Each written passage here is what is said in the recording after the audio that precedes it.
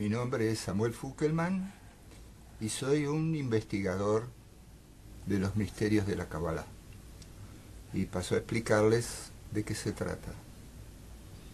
En la enseñanza antigua hay la historia de un pueblo que hacen todo un recorrido a partir de una promesa. Y esta promesa permite a ese pueblo llegar a un punto de su aprendizaje y de su conocimiento donde a través de un maestro, Moisés, Dios le baja una enseñanza. Esa enseñanza tiene dos formas. Una de las formas es el texto que conocemos como Pentateuco, en hebreo Torá, o Antiguo Testamento. Esa estructura escrita va acompañada de otro conocimiento que Moisés también recibe, que es lo que se llama la Biblia oral o Kabbalah.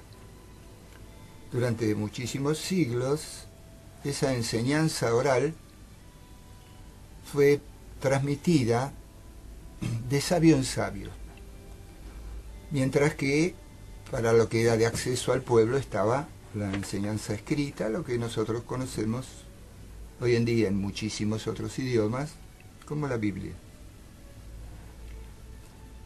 A partir de un proceso humano de rechazo a esa enseñanza, comenzó una persecución de los sabios que tenían ese conocimiento, y a través de los siglos comenzó a desarrollarse un temor. Ese temor era que esa enseñanza oral desapareciera, y entonces comenzó a ser bajada también por escrito, y gracias a ese proceso de ruptura del secreto, de lo que era oral, es que nosotros hoy en día tenemos acceso a comprender la profundidad de ese texto que solo era accesible a determinado nivel de evolución. Había que, digamos, tener una continua de vida completa, moral, fuertemente moral, estrictamente moral, en lo cotidiano, en lo más simple, y por supuesto en lo más trascendente, para ser meritorio, para que un maestro te aceptara como alumno, y a partir de ese proceso y luego de muchos años se iba recibiendo este conocimiento. Hace 300 años atrás, más o menos, un gran sabio nos cuenta que pudo, en su trascendencia del mundo espiritual, conectarse con el Mesías. Y le preguntó cuándo iba a bajar a la tierra, cuándo iba a hacer su aparición. Y entonces el Mesías le contestó que cuando el conocimiento de la Kabbalah se difunda, a partir de ese momento iba a ser el tiempo donde el Mesías iba a hacer su aparición. Es por eso que comenzó a haber una transmisión más masiva de ese conocimiento que al principio no. Era absolutamente para seres de una gran evolución espiritual. Entonces, a partir de esa enseñanza comenzó a difundirse hacia el pueblo todos estos conocimientos místicos que encierran en sí el secreto de lo que está escrito en la Biblia que todos conocemos. Bueno, una parte de esta tarea mía va a ser sencillamente acercarles en forma lo más simple posible este conocimiento, y lo hago como una necesidad personal. Hace muchísimos años que vengo estudiando, una circunstancia causal me llevó a entrar en este conocimiento, a tener acceso a rabinos que tenían este conocimiento, y a partir de ahí fui dando un proceso mío de vida, donde fui estudiando, investigando, con colaboración, por supuesto. Y este conocimiento cada vez comenzó a hacerme más incómodo, hasta que bueno, me decidí a sacármelo de encima, como bien dicen. Y la función en realidad de este programa apunta a eso. Es como una necesidad personal de hablar de esto, para decirlo sencillamente.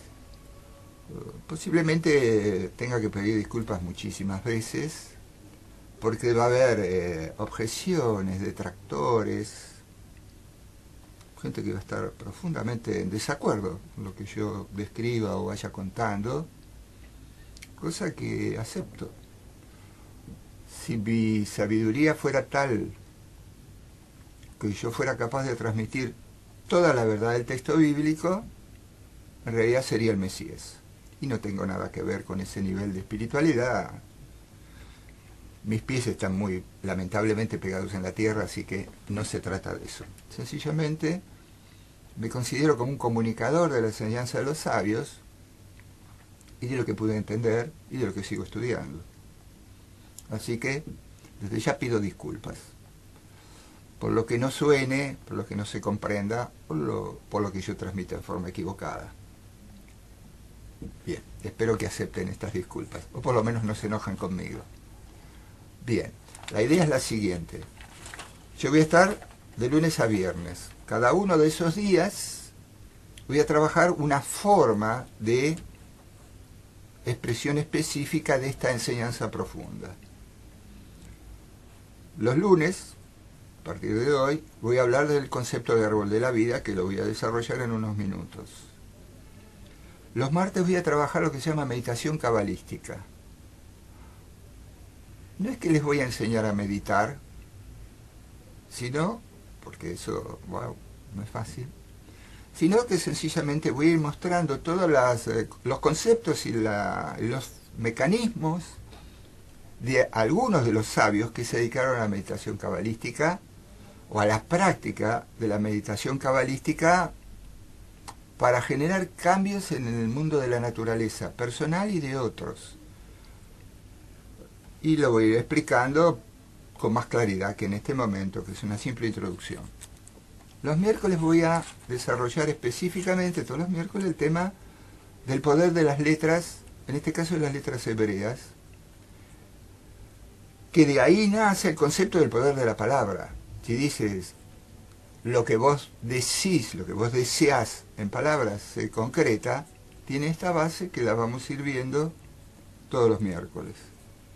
El jueves va a ser un poco más amable, me va a acompañar una amiga, Sofía Safdie, y ese jueves vamos a tener un magazine de temas espirituales, pero más liviano. Y los viernes, en particular, en la enseñanza se supone que el día comienza cuando sale la primera estrella. Eso es texto bíblico original. Y entonces, el sábado, que es el día sagrado, el día donde no se trabaja, y uno se dedica a glorificar a Dios a través de buena comida, invitar amigos, hablar de los textos bíblicos, digamos, festejar en agradecimiento lo que Dios nos da. Entonces, lo que se llama sábado en las culturas occidentales o aún en las orientales, en el texto bíblico comienza el viernes a la noche y termina el sábado a la noche. Con la primera estrella, salen las primeras estrellas, el viernes a la noche comienza el sábado. Lo que formalmente para el resto de las culturas es el sábado. Por lo tanto, ese viernes a la noche se desarrolla un tema puntual, específico del texto bíblico. Por lo tanto, los viernes, justamente yo voy a desarrollar, diríamos, lo que se llama la enseñanza de la semana.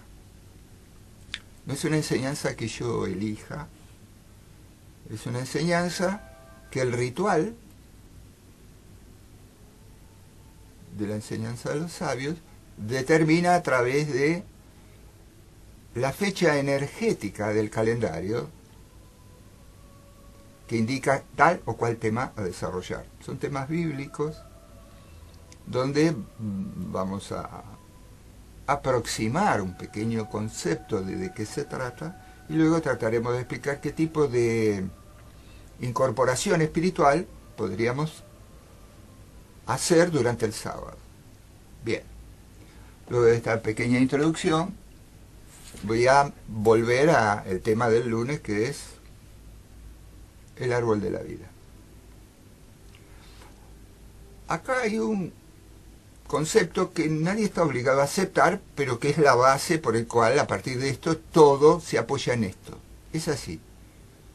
Lo que se llama el Pentateuco, los 5 libros de Moisés, son la recepción del manual del mundo espiritual y material que Dios le baja a los humanos para que puedan comprender el sentido de cada encarnación. Por lo tanto, ese texto, tal cual fue recibido por Moisés y bajado sin modificar ni punto ni coma, se ha mantenido impertérrito y sin ninguna modificación, ninguna, absoluta, a través de los siglos. Porque se considera que ese texto, tal cual está, es la palabra de Dios. No es que se habla de Dios, no, es la palabra de Dios. Es el modo donde Dios nos bajó su manual de instrucciones. Por lo tanto, sobre ese texto hay escrito por los sabios infinidad de explicaciones, porque se considera meritorio que un sabio sea capaz de encontrar una nueva explicación o una explicación complementaria de ese texto. Pero el texto es, diríamos, inmodificable. A partir de este criterio es que aparece toda la enseñanza que yo voy a tratar de transmitir como pueda. En el texto bíblico aparece la historia de el paraíso, la construcción en los 7 días, que de eso trataremos también. El mundo es creado por Dios en 7 días. Y en el día final es creado el hombre, Adán. Ese hombre es puesto en un jardín del Edén. La característica del jardín del Edén es que había todo. Pero en el texto bíblico están descritos específicamente 2 árboles. No está descrito ni animales, ni planta en particular, hay. Pero solo están descritos específicamente 2 árboles. Uno es el árbol de la vida y el otro es el árbol del bien y del mal. Como los sabios dicen que ese es el texto de Dios, no sobre Dios, si está puesto es porque tiene que haber ahí muchísima enseñanza. Y en la realidad, a medida que vayamos avanzando en este conocimiento, van a descubrir que hay fuertes procesos de conocimiento que corroboran que este es el libro de Dios. Pero más allá de esta convicción mía, que me ha llevado 10 años a aceptarla, estudiar y terminar diciendo, es el libro de Dios, vamos a tomar este proceso de los árboles. La enseñanza dice que se puede leer el texto bíblico de cuatro formas distintas. Una de las formas es la forma literal. La forma literal es, cuando Noé hizo un arca, Noé hizo un arca. O sea, hay un barco que lo fabricó, bla, bla, bla, y que puso a los animales. Esa es la enseñanza literal. Lo literal es eso. Lo que está escrito es. De todos los sabios, hubo uno, Rashi, antiquísimo, que fue capaz de tomar todo lo literal y hacer una explicación de la enseñanza de Dios de una profundidad que se lo considera un ser inspirado. O sea, era un ser inspirado por Dios para que pudiera tomar lo literal y aún a pesar de eso, lograr sacar conclusiones tan profundas que es sorprendente. Pero esa es una forma de lectura. Hay un segundo nivel de lectura que es cuando uno busca en la lectura analogías. Hay un tercer nivel de lectura que se llama drash, que es cuando, digamos, se escarba en el texto para encontrar explicaciones más profundas de la lectura literal.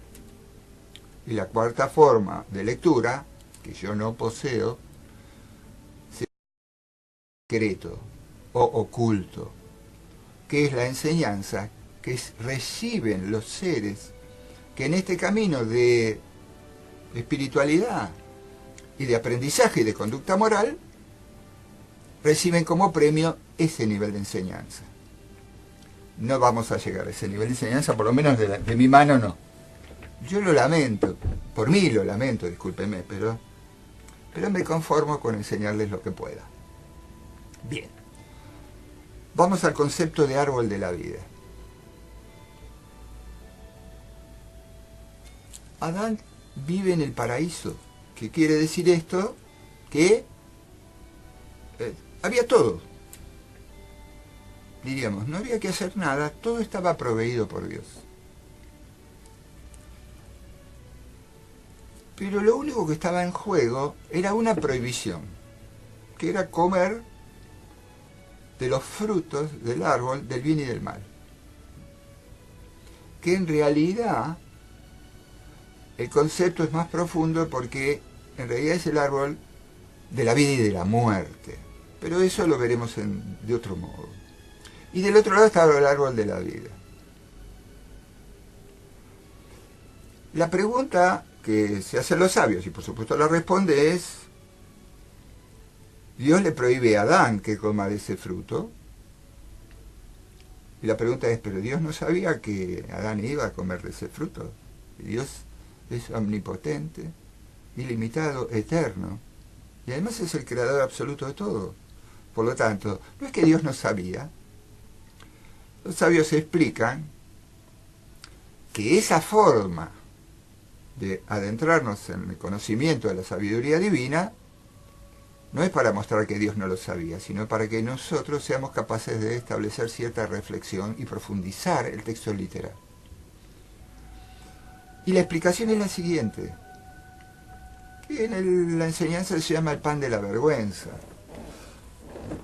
Para Adán, recibir todo sin ser meritorio, sin hacer nada para merecerlo, significaba como un prurito, una incomodidad. Adán siente que está capacitado para ser meritorio de lo que recibe gratuitamente de Dios. El concepto divino es de amorosidad absoluta, porque dar todo sin pedir nada a cambio realmente es el concepto más espiritual de lo que es el amor de Dios. Bueno, pero Adán siente vergüenza, porque no ha hecho ningún mérito para recibir lo que da. Y entonces, este concepto de pan de la vergüenza implica: como un pan, pero no tengo mérito. Por lo tanto, aparece como aunque no está escrito, eso es una profundo de los sabios, aparece como un pedido de Adán, que le dé la oportunidad de mostrar que es correcto, que es espiritual, que entiende las leyes de Dios y que vive bajo esas leyes, para entonces sentirse cómodo con lo que Dios le da igual gratuitamente. Entonces aquí aparece este concepto que es comer del fruto prohibido. Este comer del fruto prohibido genera el proceso que llamamos la retracción de Dios.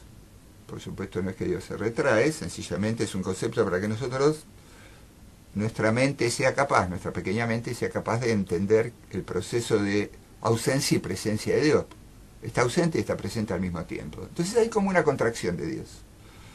Porque hasta ese momento Dios era tan ilimitado que cubría todo.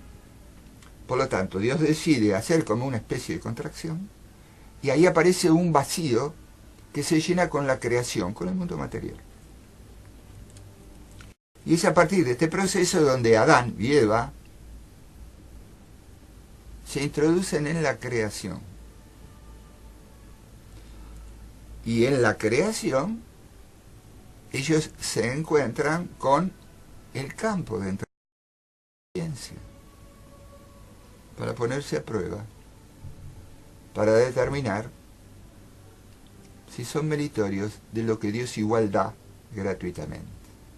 Bien, acá le voy a pedir a